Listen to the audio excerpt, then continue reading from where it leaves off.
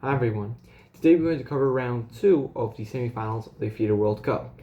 As you already know, there are only 4 players remaining, and 3 out of the 4, in case you didn't know, will qualify for the candidates, in which 8 players will play against each other to determine the candidate which will play against the world champion to perhaps dethrone him.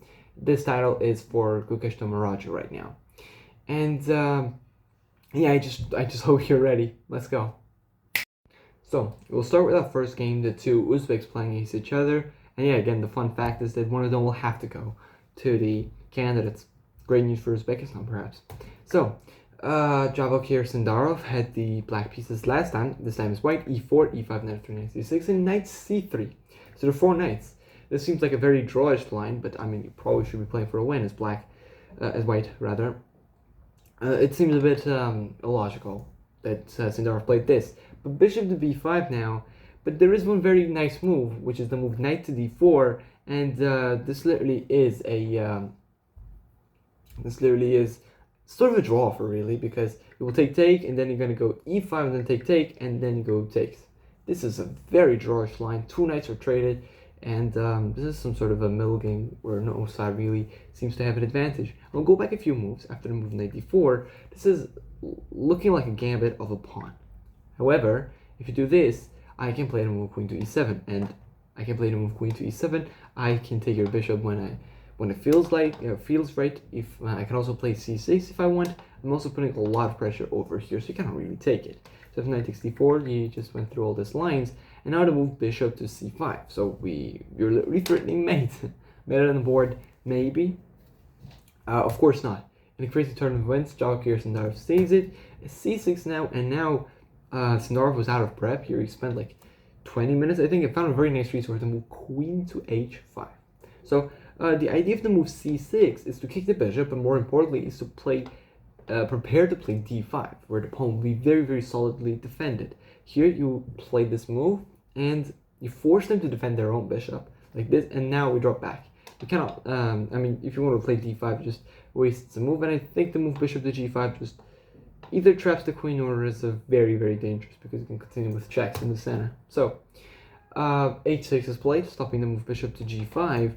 Now the bishop goes to e3, and now g6 drops back and takes and king f8. Even more piece trades.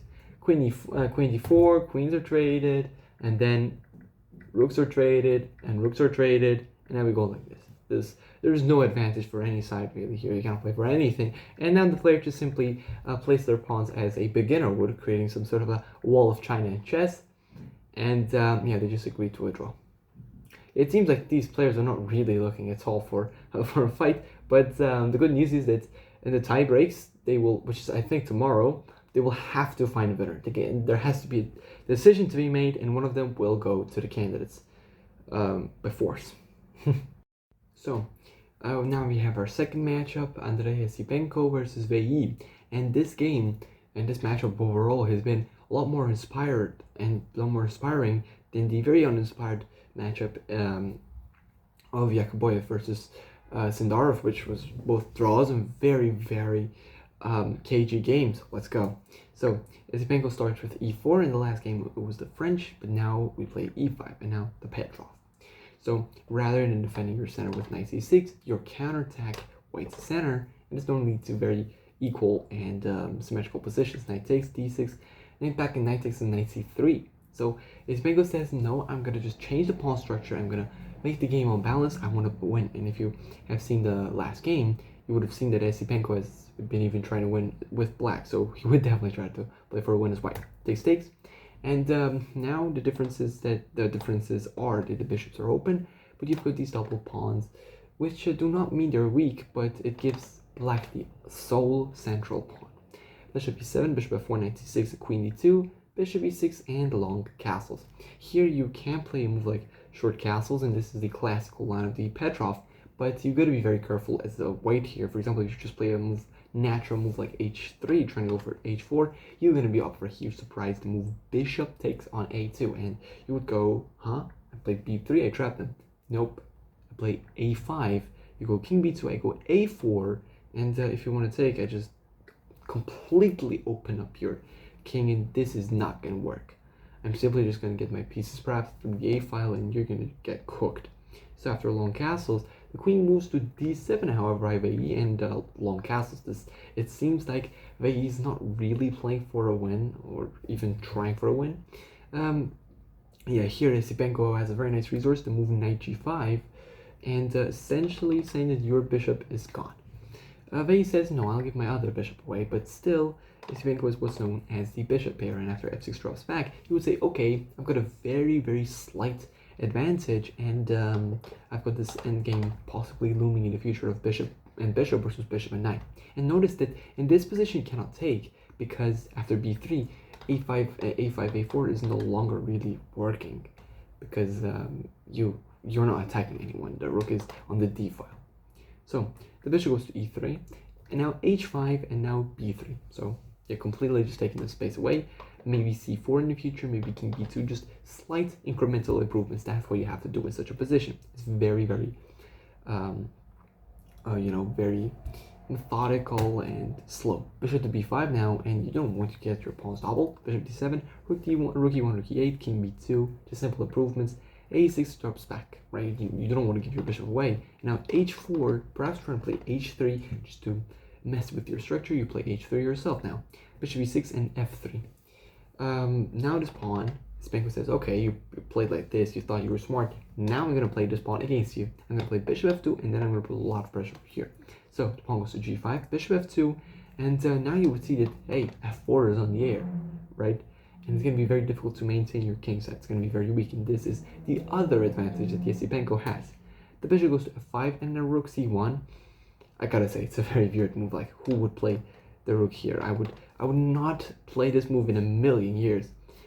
But I mean, the idea is sort of that you want to wait and to just keep this extra defended if anticipating the queen coming into this diagonal, trying to put pressure on c2. But now queen g6, now a4, just gaining space, right? Just doing nothing, literally. This is a game of football. You're passing the ball around to your opponent, and then passing it back to you. But now rook to e5 by Wei Yi, he plays a very interesting move and just steps into the position. Now if you trade, I will take with my d pawn. My rook is active and my structure is completely fine. But if you do not take, you play rook e2, I just double up. So do I. Esipenko says it's fine. Rook e7, and yeah, Wei Yi here, he now goes, well, come on, I'm worse, as you say. You've got the bishop here or whatever. Going very, very slowly, but how are you going to break this position? Esipenko thinks for a bit, plays, yeah, I've got an idea, bishop to g1. Have you ever seen, like, something like this, the bishops on f1 and g1 just cut off, and the rook's like, yeah, it's very, very weird, but the idea is to go bishop to h2 and perhaps just dislodge the rooks from the e file and take control of it. The queen goes to e8, bishop h2, takes, and rook takes now again, and after bishop takes, the queen goes to e6. Now here, this was definitely a position where,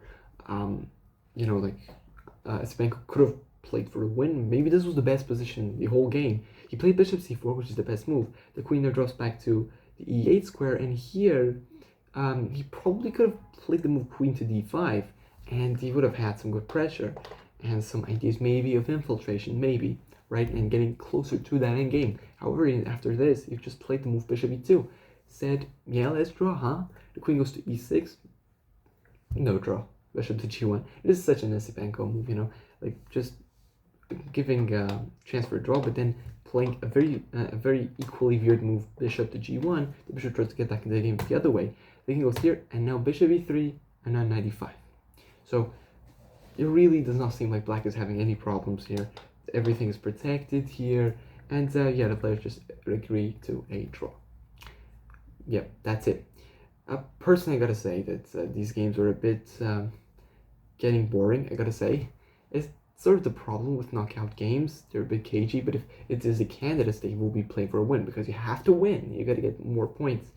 And yeah, I'm just looking forward to the candidates, I guess. Also, tomorrow are the tie breaks, which means that the two of the three candidates will be decided tomorrow. So stay tuned. No one can avoid a decisive result tomorrow. So I'll see you in the next video. Take care.